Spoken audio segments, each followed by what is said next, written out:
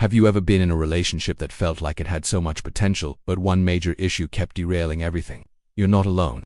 Today we're talking about a tough but common problem. What happens when one partner seems to be focused on only one thing, leaving the other feeling unheard, unvalued, and emotionally disconnected?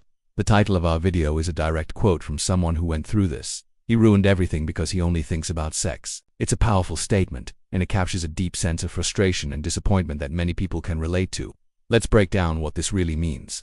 When someone says their partner only thinks about sex, it's rarely just about the physical act itself.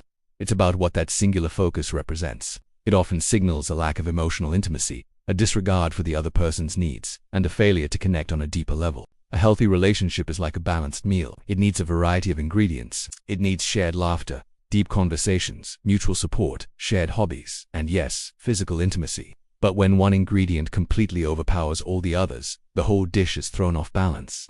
The relationship starts to feel one-dimensional and transactional, rather than a true partnership. Imagine this scenario. You've had a really tough day at work. You come home hoping for a listening ear, a comforting hug, some empathy.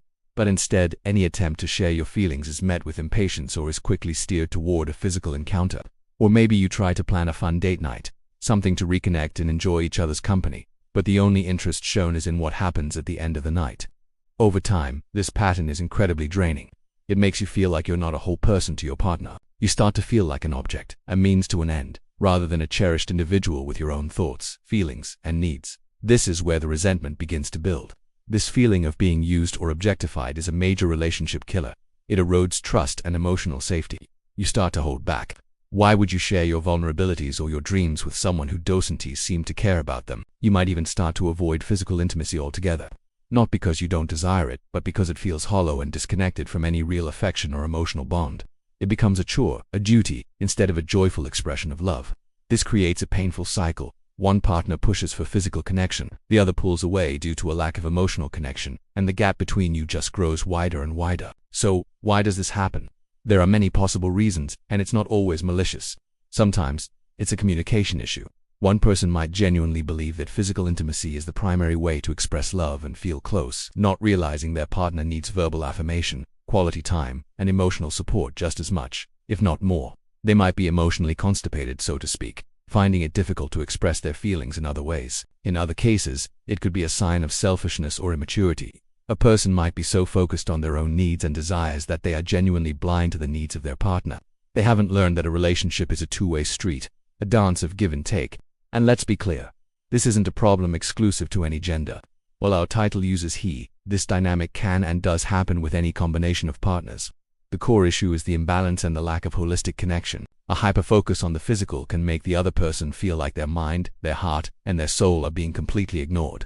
It's like someone is only reading one chapter of your book over and over again, while ignoring the entire, beautiful story you have to tell. It's incredibly invalidating and can do serious damage to a person's self-esteem. So what can you do if you find yourself in this situation? The first and most crucial step is communication. It's going to be a tough conversation, but it's a necessary one. You have to be brave and express how you feel. Use I statements to avoid sounding accusatory. For example, instead of saying, "You only ever want one thing from me," try, "I feel hurt and disconnected when our time together seems to revolve only around physical intimacy. I miss connecting with you through conversation and shared activities." This frames the issue around your feelings and needs, which is less likely to put your partner on the defensive.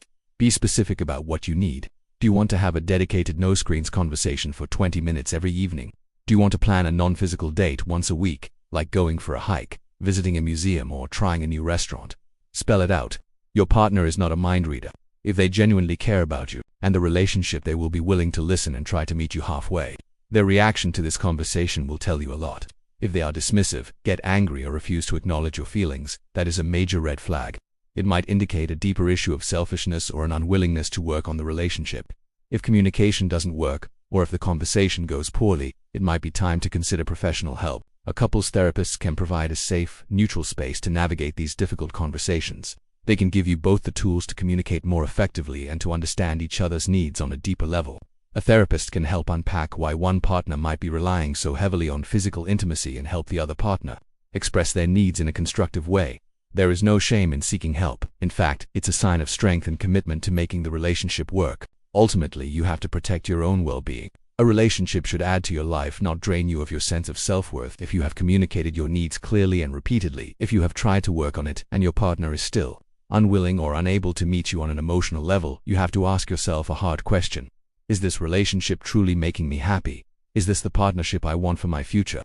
You deserve to be in a relationship where you feel seen, heard, and cherished for the complete person you are, mind, body, and soul. You deserve a partner who is interested in all the chapters of your book, not just one. Remember, a healthy, loving partnership is built on a foundation of mutual respect, emotional intimacy, and shared experiences. Physical connection is a wonderful and important part of that, but it cannot be the only pillar holding the relationship up. It needs to be an expression of the love that already exists, not a substitute for it. Don't ever let anyone make you feel like your emotional needs are too much or that your desire for a deeper connection is wrong. They are not. They are valid, they are important, and they are the very essence of a truly fulfilling partnership. Thank you so much for joining me for this important conversation today. I know it's a sensitive topic, and I appreciate you being here. If this video resonated with you, please give it a thumbs up and consider subscribing to the channel for more discussions on relationships and personal growth. And I'd love to hear your thoughts in the comments below. Have you ever experienced this? How did you handle it? Your story might just help someone else who is going through the same thing. Thanks for watching, and I'll see you in the next video.